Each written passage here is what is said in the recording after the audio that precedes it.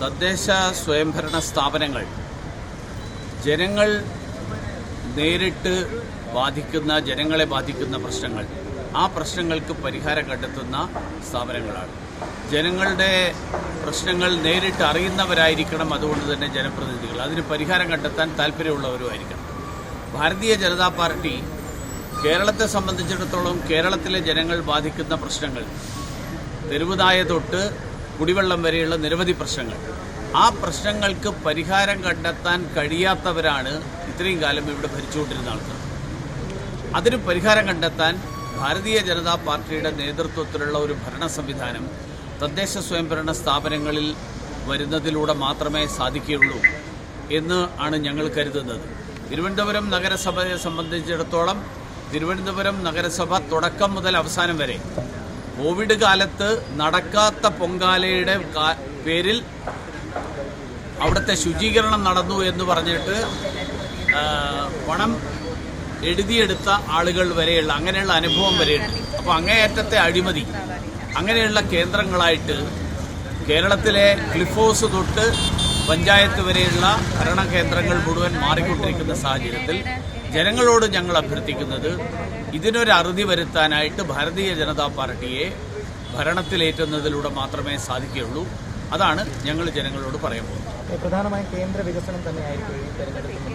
അല്ല, ഈ തെരഞ്ഞെടുപ്പിനെ സംബന്ധിച്ചിടത്തോളം ഈ തെരഞ്ഞെടുപ്പിന്റെ തൊട്ട് പുറകെ നടത്തിയിട്ടുള്ള ഏറ്റവും വലിയ സർക്കാരിന്റെ പ്രഖ്യാപനം അതിദാരിദ്ര്യമുക്തമായിട്ട് കേരളത്തെ മാറ്റി.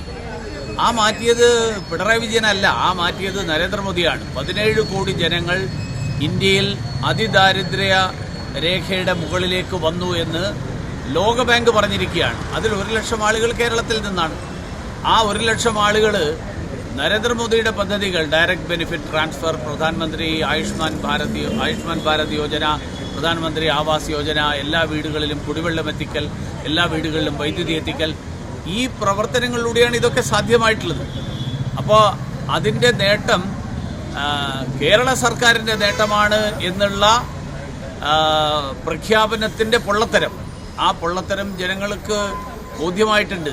അത് ജനങ്ങളോട് ഞങ്ങൾ ഈ തെരഞ്ഞെടുപ്പ് കാലത്ത് ആ ബോധ്യമായിട്ടുള്ള ജനങ്ങൾ ഈ അഴിമതി അവസാനിപ്പിക്കാൻ അതിനു വേണ്ടിയിട്ട് ഭാരതീയ ജനതാ പാർട്ടിയെയും ദേശീയ ജനാധിപത്യ സഖ്യത്തിനും അനുകൂലമായിട്ട് പ്രതികരിക്കണം എന്നുള്ളതാണ് ഞങ്ങൾ അഭ്യർത്ഥിക്കുന്നത്. തിരുവനന്തപുരം നഗരസഭ പിടിക്കാൻ അല്പം കൂടി ഒന്ന് ശ്രമിച്ചാൽ മതി എന്നുള്ളത്. കാരണം ഇഞ്ചോടിഞ്ച് പോരാട്ടമാണ്. ഇപ്പോൾ സർപ്രൈസ് സ്ഥാനാർത്ഥികളെ രംഗത്തിറക്കിയിരിക്കുന്ന ആ ഒരു സാഹചര്യം നഗരസഭ പിടിക്കും എന്നുള്ളത് ഉറപ്പുണ്ട്.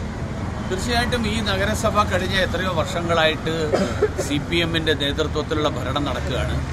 കഴിഞ്ഞ 5 വർഷക്കാലം ഇംഗ്ലീഷിൽ ഡിസാസ്റ്റർ എന്ന് പറയാവുന്ന അതിന് സമാനമായിട്ടുള്ള സാഹചര്യമാണ് ഉണ്ടായിട്ടുള്ളത്. കാരണം ജർമ്മനിയിലോ എവിടെയോ മധ്യപ്രദേശിലോ മറ്റോ ഉള്ള ഒരു കടലാസ് സംഘടനയുടെ പേരിൽ UK വെച്ച് മേയർക്ക് ഏറ്റവും നല്ല ഭരണത്തിനുള്ള അവാർഡ് കൊടുക്കുന്നു എന്നുള്ളതടക്കമുള്ള തട്ടിപ്പ്, അതിനു വേണ്ടിയിട്ട് പൊതുഖജനാവിൽ നിന്ന് പണം ചെലവഴിക്കൽ, നടക്കാത്ത പൊങ്കാലയുടെ കാലത്ത് ആ പൊങ്കാലയ്ക്ക് ശേഷമുള്ള ശുചീകരണത്തിൻ്റെ പേരിൽ പണം വെട്ടിപ്പ്, അങ്ങനെയുള്ള നിരവധി കിച്ചൺ ബിൻ അഴിമതി, ഇതുപോലെയുള്ള നിരവധി ജനങ്ങളുടെ പ്രശ്നങ്ങൾ, ജനങ്ങളുടെ നികുതി പണം തട്ടിയെടുക്കുന്ന ഒരു ഭരണ സംവിധാനം, ആ ഭരണ സംവിധാനത്തെ തൂത്തെറിയുക, തെരുവുനായ തൊട്ട് കുടിവെള്ളം വരെയുള്ള പ്രശ്നങ്ങൾക്ക് പരിഹാരം കണ്ടെത്താൻ ഇന്ത്യ സഖ്യത്തിലുള്ള 2 മുന്നണി പാർട്ടികളെ ആരെ വിജയിപ്പിച്ചു കഴിഞ്ഞാലും പ്രയോജനം ഉണ്ടാവില്ല. പകരം ഭാരതീയ ജനതാ പാർട്ടിയും ദേശീയ ജനാധിപത്യ സഖ്യവും ഭരണത്തിൽ വന്നിരുന്നതിലൂടെ മാത്രമേ പരിഹാരം ഉണ്ടാവുകയുള്ളൂ എന്നുള്ളത് ജനങ്ങൾക്ക് ബോധ്യമായിട്ടുണ്ട്. അത് തീർച്ചയായിട്ടും ജനങ്ങൾക്ക് വിശ്വാസമുള്ള അങ്ങനെയുള്ള സ്ഥാനാർത്ഥികളിലൂടെ അതവർ പ്രകടിപ്പിക്കും എന്നുള്ള പ്രതീക്ഷ തന്നെയാണ് ഞങ്ങൾ. മറ്റൊന്ന്, ഈ സുസ്ഥിര വികസനത്തിൽ ഉൾപ്പെടെ മാലിന്യ നിർമ്മാർജ്ജനത്തിൽ ഉൾപ്പെടെ കേന്ദ്രം തന്നെ നൽകിയ ഒട്ടേറെ പുരസ്കാരങ്ങൾ നഗരസഭയ്ക്കും ഈ ഏറ്റവും പ്രായമുള്ള മേയർക്ക് ലഭിച്ചിട്ടുണ്ട്. കേന്ദ്ര സർക്കാർ അങ്ങനെ ഒരു പ്രത്യേകിച്ച് പുരസ്കാരമൊന്നും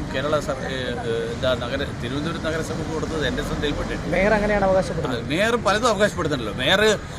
മേയർ മാത്രമല്ല, MV ഗോവിന്ദ് പറയുന്നത് ന്യൂയോർക്ക് മേയർക്ക് പ്രചോദനം തിരുവനന്തപുരം മേയറാണെന്നല്ലേ. ഇതുപോലത്തെ വലിയ തമാശകൾ, അങ്ങനെയുള്ള തമാശകളൊക്കെ പറയാനുള്ള ശേഷിയുള്ള ആളുകളാണ്.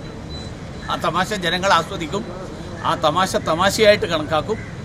വോട്ട് രേഖപ്പെടുത്തേണ്ട ഘട്ടം വരുമ്പോൾ അവർ ആർക്കാണ് വോട്ട് രേഖപ്പെടുത്തുന്നതിലൂടെയാണ് ജനങ്ങൾക്ക് പ്രയോജനം ഉണ്ടാവുക എന്ന് തിരിച്ചറിഞ്ഞുകൊണ്ട് വോട്ട്. എന്തായാലും തിരുവനന്തപുരം ഇത്തവണ BJP ഭരിക്കും. തീർച്ചയായിട്ടും കഴിഞ്ഞ 2 തവണ കപ്പിനും ചുണ്ടിനുമിടയിൽ നഷ്ടപ്പെട്ട ഭരണം ഈ തവണ ഭാരതീയ ജനതാ പാർട്ടിയുടെ നേതൃത്വത്തിലുള്ള ഒരു സംവിധാനത്തിലേക്ക് വരും എന്നുള്ള പ്രതീക്ഷ തന്നെയാണ് ഞങ്ങൾ.